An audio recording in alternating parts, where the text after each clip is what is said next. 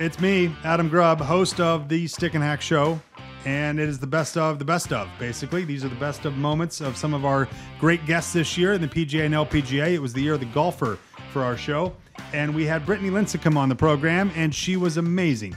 And we were happy to have her on the program, and we picked out some of the best parts of her interview, and here they are for you, the listening audience. Enjoy the best of Stick and Hack Show. Superstar Brittany Lincicome is the guest here on the Stick and Hack program. We've read you're a lot like Adam, Brittany, which before you freak out, let me explain. You're not a huge fan of practice or range sessions and the like. Is that right? Yeah, Adam, we're definitely the same. I feel like there's more than one way to do it. You can watch Julie Inkster and she'll be out there hitting balls for 8 hours a day, and that's how she needs to work on her game. You'll see me maybe 40 minutes warming up before my round, maybe only 20 minutes actually of hitting balls and then chipping and putting. And that's pretty much it. Even if I have a bad day, I might hit 5 balls after. Monday, Tuesday, Wednesday, I'm going to go play 9 holes or go play 18 holes in the Pro-Am. And maybe on one of my off days, I might hit balls and putt for a combined hour. The driving range for me, I'm visual and I need to go out on the course. And even when I come play at home, I'll go on the golf course, maybe drop some balls behind trees or drop some balls in the rough or out of a bunker, and just do my practice on the golf course. So when I say I don't practice, and I don't practice that much, let's be honest, but when I do go practice, it's on the golf course, and I like to work on it out there. Yeah, that's I think that's super smart, Brittany. I really do. I think that's how I've lived my golf life. You and I've had different career paths with that philosophy, obviously, but nonetheless, it's still it's how I feel. It seems like a lot. He doesn't even hit balls. He does. Don't let him fool you. Even before a round, he's not hitting balls. He's rolling up and trunk slamming, and then coming out on the first tee. I'm all of a sudden going to learn how to play golf 10 minutes before I tee off? Absolutely not. I read this in a feature about you, out driving. I mean, you're one of the longest hitters on the LPGA, but out driving some of the men and most of the men in some of these programs and some of these times that you play. There's always that cool moment where, the bravado and the guys up there and okay, we got Brittany, this will be fun. She's just super nice. And expecting you 230, 245, which is, I would be happy as hell with. But you are hitting 270, 280 past them. Is that still exciting for you and still kind of a fun little hey, all right, I'll see you up here there, Chief?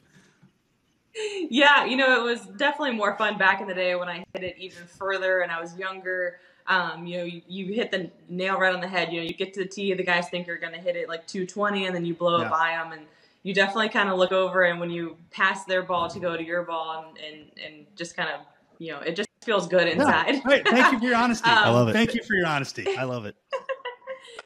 But yeah, it's super fun. I've always hit it far. I grew up playing with my brothers, 2 older brothers, and my dad. They never let me play the red tees, so I always had to play back with them. And I actually only hit a 3-wood when I was younger. I didn't like the driver, so I had to learn how to hit it far back then, and it's really helped today. I love hitting it far, and I love seeing kids, hit it as far as they can. Yeah, it's and the game has changed, right? The speed and distance, and for the fans, for the players, and for what we talk about week in and week out in the golf world, it is about the speed and the distance and the game itself. So it doesn't sound like you've lost a big step there. Now you talked about being younger and hitting it further, but you're still in that same zone you've been in for years, and it's awesome and fun to see. 2021 has been quite a year for your league, for the LPGA. You have superstars that are constantly in the top 10 every single week. You have some incredible talent and personalities, and some young talent coming up here in this league, and also a lot of visual representation of the league and the association throughout the year in sports, with the hoodies and with a lot of support from male athletes and other sports around the country. It's been a very exciting year for the LPGA, but there's also been some controversy and some weirdness when it comes to coverage and when it comes to what certain things are being covered and what they're not. And at some point, streams and coverage just stops. A couple weeks ago, there was a big thing with Nelly and with Lexi, where nobody saw it. It was not even shown. It was the stream cut off. And does that bother you? And what are your thoughts on that in today's space? Yeah, 100%. Obviously I was playing, so I don't get to see these things, but I do, read tweets. Lisa Cornwall is a great ambassador for women's golf and promoting us. And I did see her tweets about the same situation, and it just hurts. It just stinks. We're trying to do so many good things. We're getting more network TV. Our purses are increasing. We're getting new events, all these wonderful things. And then for some reason, it's still, well, I didn't see you on TV, or I didn't see the final group, or I didn't see who won the tournament. Just little things like that it's so crazy. And it's hard to compare it to the men. I mean, could you imagine a PGA Tour event going into extra holes and then playing whatever show was supposed to be on after? No, they're going to go tape right over it or keep playing right over it and keep showing them. So it definitely hurts, that they do that to us.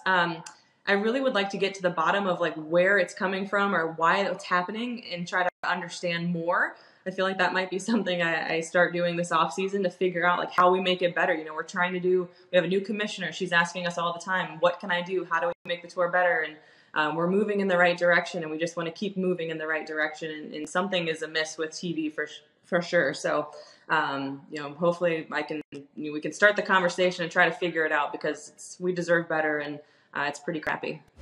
If you taught feel a little more, or understanding feel of the game, I just think there'd be a lot of people that would enjoy the game a little bit more.